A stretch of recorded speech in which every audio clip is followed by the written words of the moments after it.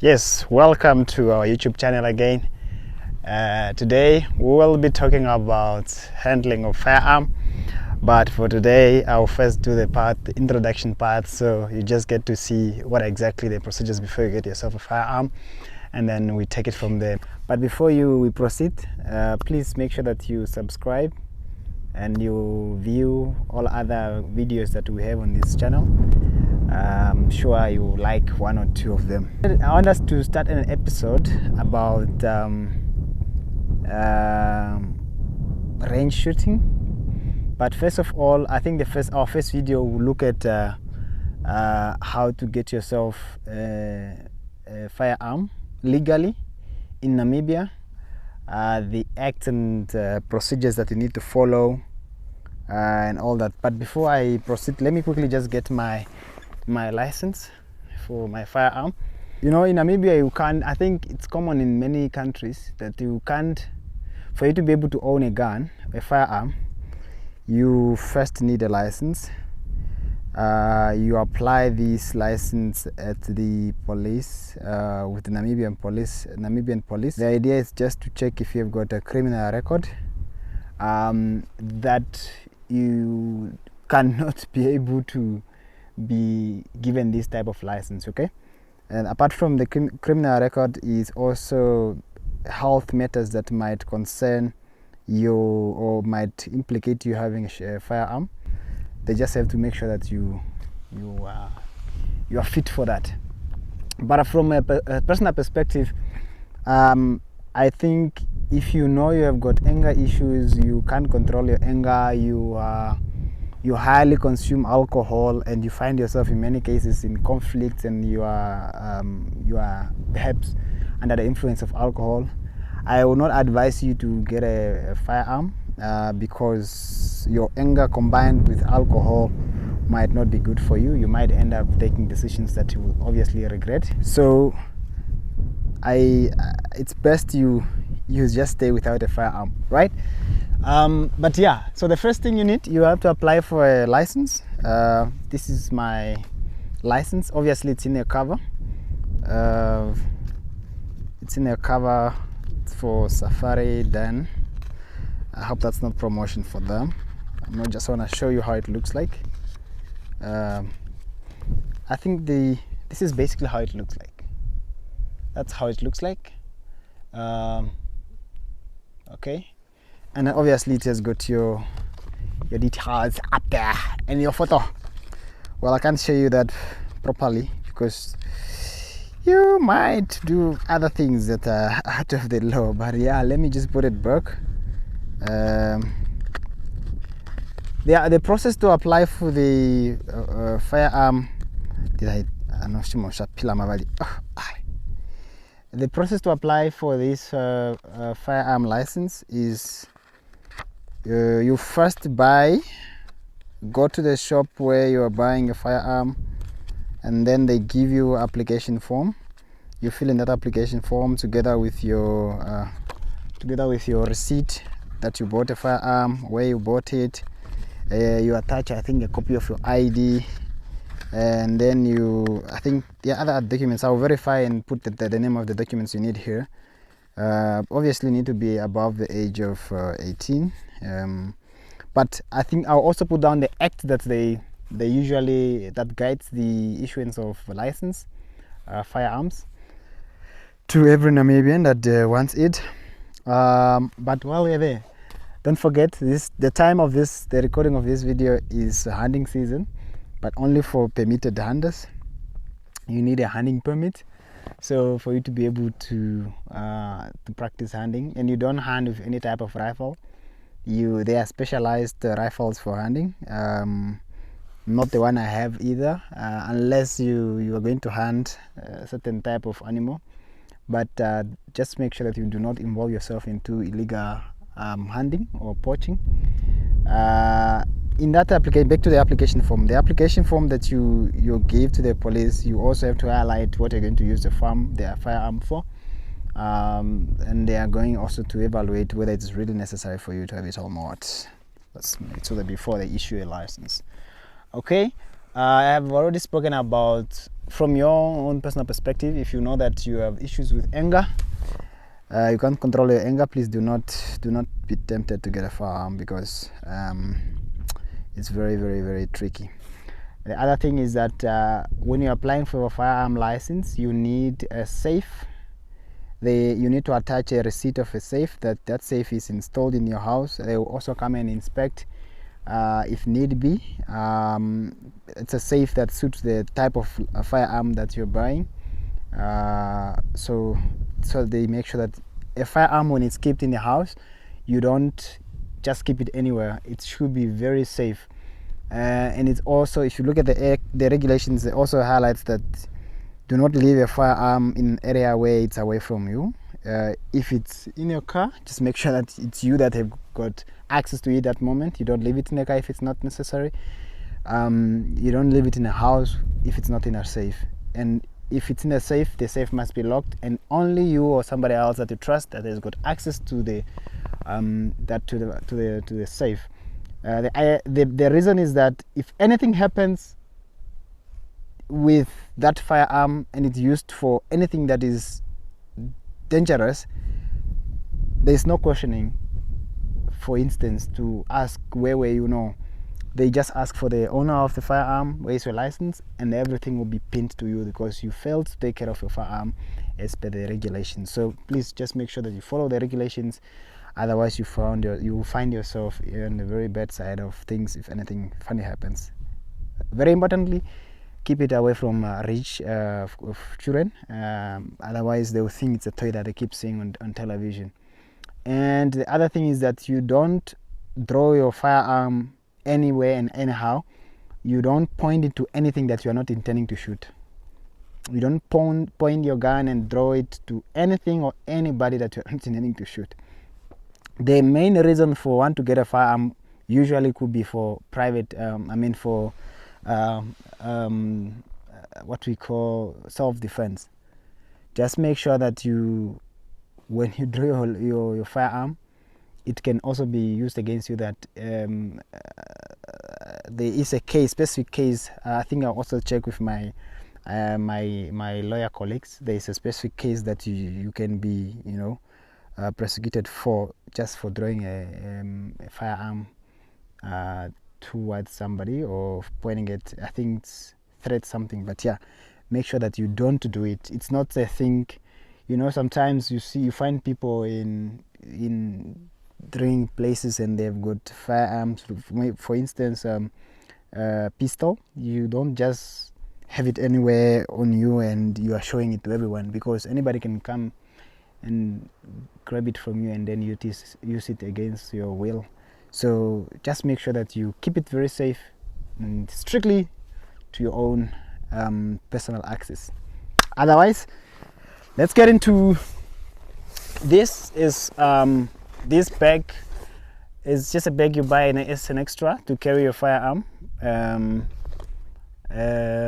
just so you don't carry it visibly. Obviously, people would assume what you have. Well, layman people might think you have a guitar in, but you just need something to carry your. But the other thing is that you don't carry your firearms. You don't keep your firearms together with your bullets. That's just also my personal way of dealing with it. Where I keep the firearms is separate. Where I keep the ammunition, what you call the bullets. I don't keep the bullets here. So if you find the bullets, you won't find the gun, the firearm. That's just another way to make sure that you are safe.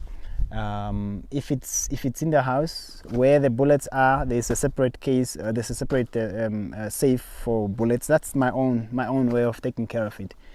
So just in case if you get access to the gun, not get access to the bullets or to the ammunition. One way to make sure that you are also safe and protected. The other thing is that handling it's also another way. You make sure that if necessary, please register for training on how to handle a firearm, because you can also hurt or harm yourself or people around you or properties around you if you are not careful. For the sake of demonstration, the firearm I have is referred to as a shotgun.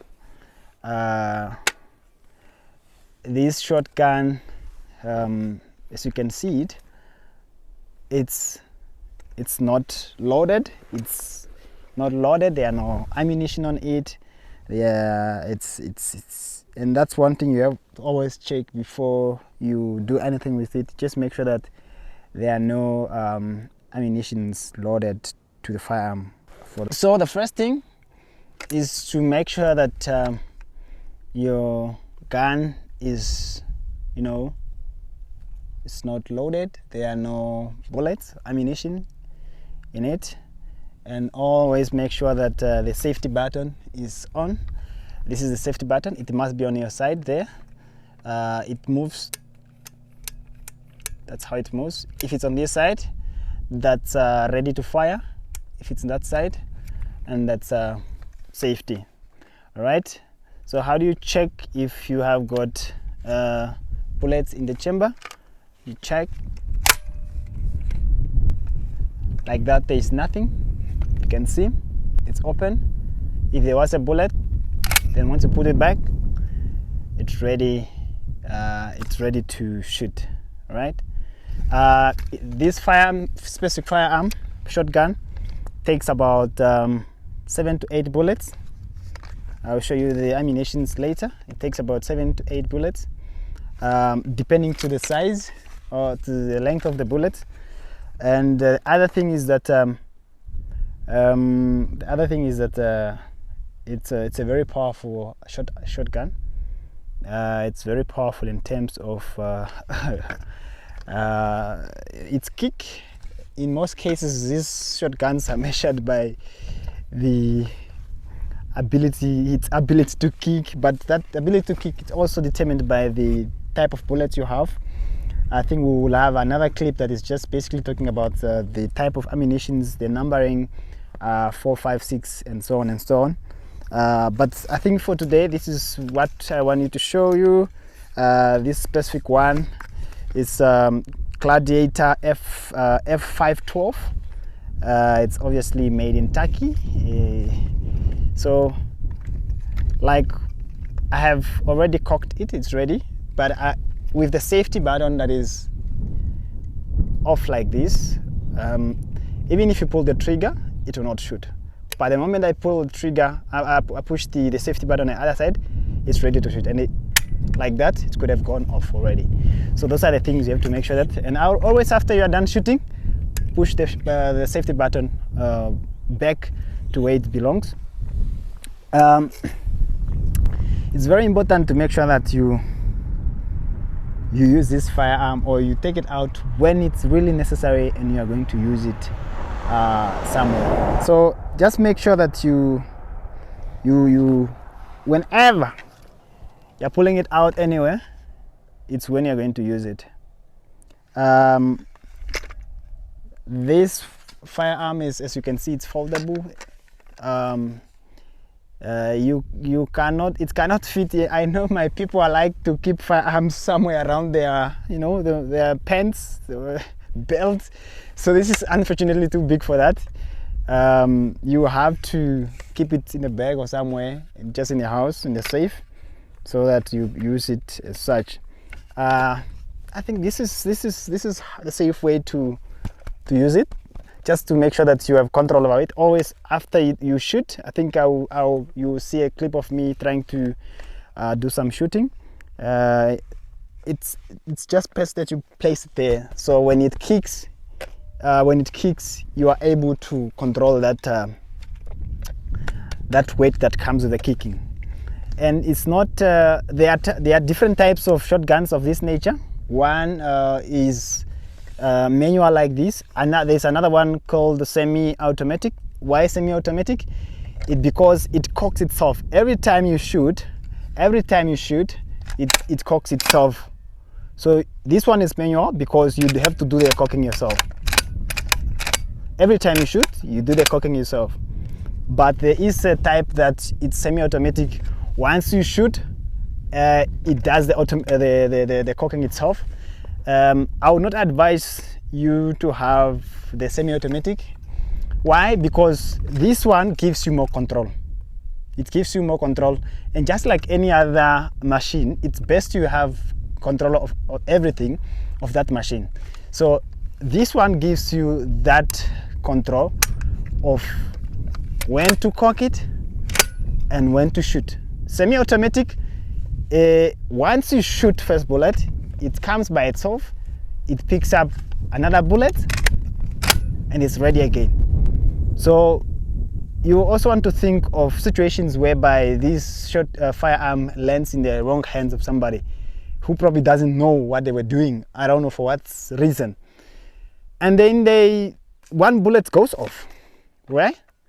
You wouldn't want another bullet to go on in the chamber straight automatically, because that will cause a lot of damage. So this is safe because you do the cocking yourself. You do the cocking yourself. That gives you more control over it. Well, if you don't want this part, you can always, this part is removable. You can remove this part. You just have to unclip it here. It has nothing, there's no implication on the actual performance of the gun in terms of the function itself. It's just to extend the control of the shotgun. But you can have it this way. You can have it this way. And if you are strong enough, like some of us, you can actually shoot this way. But let's make sure that every time you shoot, it comes up because of the nature of the shotgun and the power that is in the bullet. I think basically for today, that's all I think I want to show you.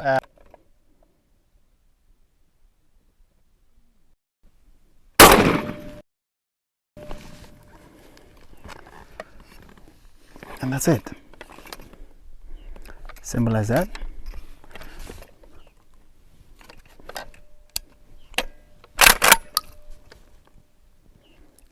It's ready for the next one. But we don't want to shoot that. So we will have to remove it.